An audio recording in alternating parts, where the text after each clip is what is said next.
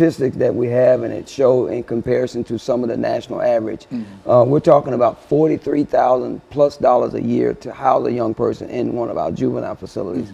And what we could do with that is, with just $1,000 for a year, we can serve a young person and give them the services that they need at the Oasis Center. So I always say, if anyone wants to really help, you know, and they always say, put your money where your mouth is. These are the kind of things that we need people to understand. It doesn't take a whole lot, but we could really use their help and their assistance. So what you're saying is that it costs $43,000 in a real sense to keep a young person detained in the system for a year.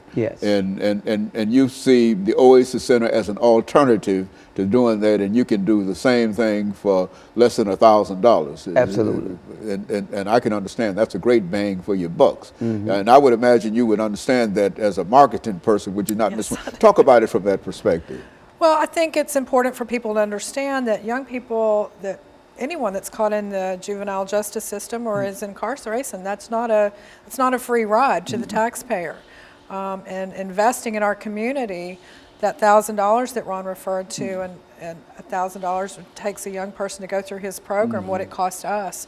You know, that's a much deeper investment into the community than incarceration. There's not a whole lot of options once they're incarcerated for rehabilitation and actually turning their life around. They're stuck.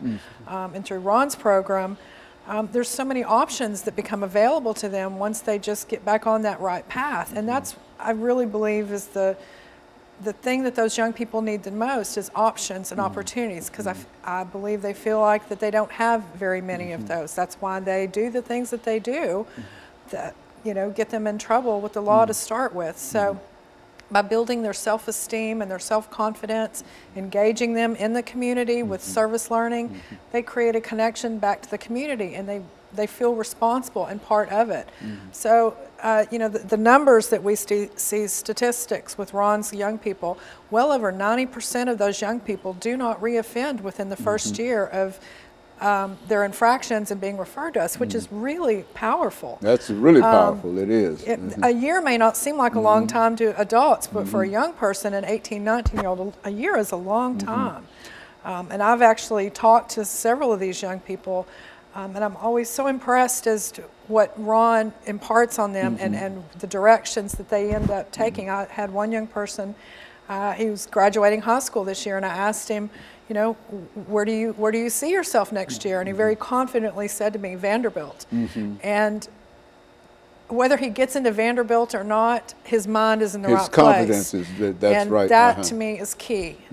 Vanderbilt may not be the right place for him, but it makes me so happy, and I know it's very fulfilling to Ron, for them to have that kind of a goal and to be able to visualize it. I think it's essential to their growth as they continue to become healthy young adults. Well, are all these young people assigned by the court system or whatever, and what are some of the other ways that you might have? For the most part, most of our young people come referred by the courts, but we're not just a court-referred program.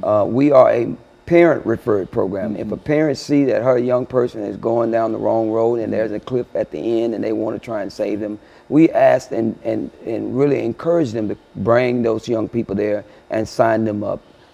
So when they sometimes call the courts and the young person doesn't have any type of charge, the courts will just tell them to go ahead and call. So we're not just a juvenile referral program. We are basically ready and open and willing to embrace the community to try and be a big part in helping make that change with those young people that we serve. Is this a residence program as well, or is it one where students go home at night, or how do you house them anywhere, or what?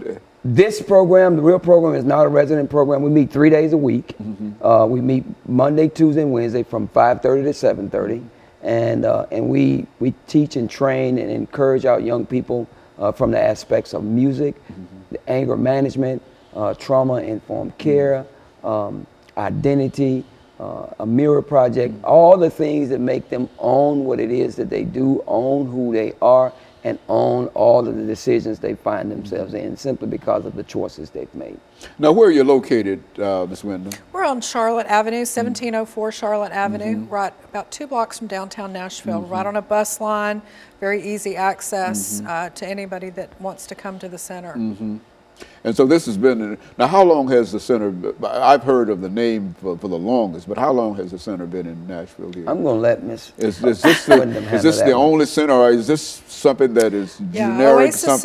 Oasis Center was born in Nashville. It's a Nashville-based organization, and if my math is correct, we're about to celebrate our 46th year in Nashville.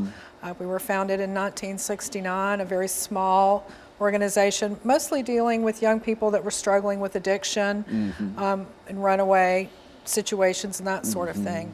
I'm not sure how many we served back then, but given some of the information I have, we might have served 25 young people a year.